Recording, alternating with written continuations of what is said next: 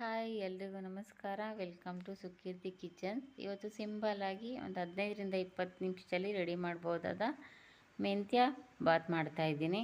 ಇದಕ್ಕೆ ಒಂದು ಕುಕ್ಕರಲ್ಲಿ ಒಂದು 5 ಸ್ಪೂನ್ ಆಯಿಲ್ನ ಹಾಕಿದ್ದೀನಿ. ಇದಕ್ಕೆ 2 ಮರಾಠ ಮೊಗ್ಗು, 3 ಲವಂಗ, 1 ಇಂಚು ಚಕ್ಕೆ, 2 ಪಲಾವ್ ಎಲೆ ಸೇರಿಸಿ ಸ್ವಲ್ಪ ಫ್ರೈ ಆದಮೇಲೆ ಇದಕ್ಕೆ 3 ಚಿಲ್ಲಿನ ಉದ್ದುದಕ್ಕೆ ಕಟ್ ಮಾಡಿ ಆ್ಯಡ್ ಮಾಡಿದ್ದೀನಿ. ಇದು ಸ್ವಲ್ಪ ಫ್ರೈ ಆದಮೇಲೆ ಒಂದು 2.5 ಈರುಳ್ಳಿನ ಉದ್ದುದಕ್ಕೆ ಸಣ್ಣದಾಗಿ ಕಟ್ ಮಾಡಿ ಇದಕ್ಕೆ ಸೇರಿಸ್ಕೊಂಡಿದ್ದೀನಿ. ಇದು ಸ್ವಲ್ಪ ಗೋಲ್ಡನ್ ಬ್ರೌನ್ ಬರೋವರೆಗೂ ಹುರ್ಕೋಬೇಕು. ನಿಮ್ಗೆ ಇಷ್ಟ ಇತ್ತು ಅಂದರೆ ಬೇಕಾದ್ರೆ ಹಸಿ ಬಟಾಣಿ, ಕ್ಯಾರೆಟ್ ಏನು ಬೇಕಾದ್ರೂ ಸೇರಿಸ್ಕೋಬೋದು. ನಾನು ಪ್ಲೇನಾಗಿ ಮಾಡ್ತಾಯಿದ್ದೀನಿ, ಬರೀ ಮೆಂತ್ಯ ಮತ್ತು ಪುದೀನ ಹಾಕಿ ಮಾಡ್ತಾಯಿದ್ದೀನಿ.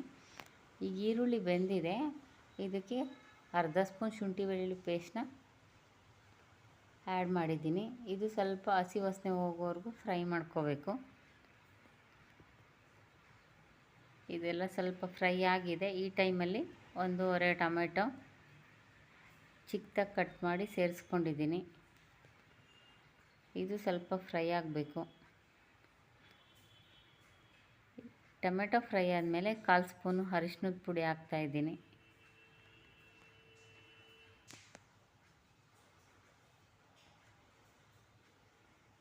ಹಸಿ ಮೆಂತ್ಯ ಇಲ್ಲ ಅಂತಂದರೆ ಕಸೂರಿ ಮೇಥಿನೇ ಯೂಸ್ ಮಾಡ್ತಾರೆ ಕೆಲವರು. ನಮ್ಮ ಮನೇಲಿ ಹಸಿ ಮೆಂತ್ಯ ಸೊಪ್ಪಿದ್ರಿಂದ ಅದೇ ಯೂಸ್ ಮಾಡ್ತಾಯಿದ್ದೀನಿ. 1/4 ಬಟ್ಲು ಪುದೀನ, 3/4 ಬಟ್ಲು ಮೆಂತ್ಯ ಸೊಪ್ಪು. ಇದು ಸ್ವಲ್ಪ ಎಲ್ಲ ಚೆನ್ನಾಗಿ ಫ್ರೈ ಆಗಿದೆ. ಈ ಟೈಮಲ್ಲಿ 1/4 ಸ್ಪೂನ್ ಗರಂ ಮಸಾಲ, 1/4 ಸ್ಪೂನು ಖಾರದ ಪುಡಿ. ಸ್ವಲ್ಪ ಖಾರ ಇದೆ, ಹಾಗಾಗಿ ನಾನು 1/4 ಸ್ಪೂನ್ ಮಾತ್ರ ತೊಗೊಂಡಿದ್ದೀನಿ. 1 ಸ್ಪೂನ್ ಧನಿಯಾ ಪೌಡರು.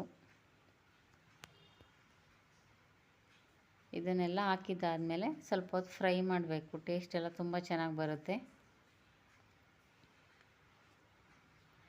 ನಾನು ಆಗಲೇ 1/2 ಅವರ್ ಮುಂಚೆನೇ ಅಕ್ಕಿ ನೆನೆ ಹಾಕ್ಕೊಂಡಿದ್ದೆ. ಇದರಲ್ಲಿ 1 ಪಾವ್ ಅಕ್ಕಿ ಇದೆ. ಇದು ಅರ್ಧ ಗಂಟೆ ನೆನೆಸಿ ವಾಶ್ ಮಾಡಿ ಇಟ್ಕೊಂಡಿದ್ದೀನಿ. ಈಗ ಇದನ್ನು ಇದಕ್ಕೆ ಸೇರಿಸ್ತಾ ಇದ್ದೀನಿ. ಇದು 3ರಿಂದ 4 ಜನಕ್ಕೆ ಆಗುತ್ತೆ ಇದು ಪಲಾವು.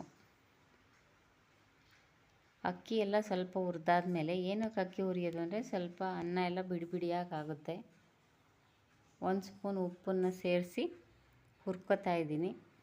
ಇದೆಲ್ಲ ಸ್ವಲ್ಪ ಫ್ರೈ ಆದಮೇಲೆ 1 ಬಟ್ಲು ಕಾಯಿನ ರುಬ್ಬಿಟ್ಟು ಅದರ ಹಾಲು ತಗೊಂಡಿದ್ದೀನಿ. ಅದನ್ನು ಇದಕ್ಕೆ ಸೇರಿಸಿ ಒಂದೊಳ್ಳೆ ಮಿಕ್ಸ್ ಮಾಡಬೇಕು.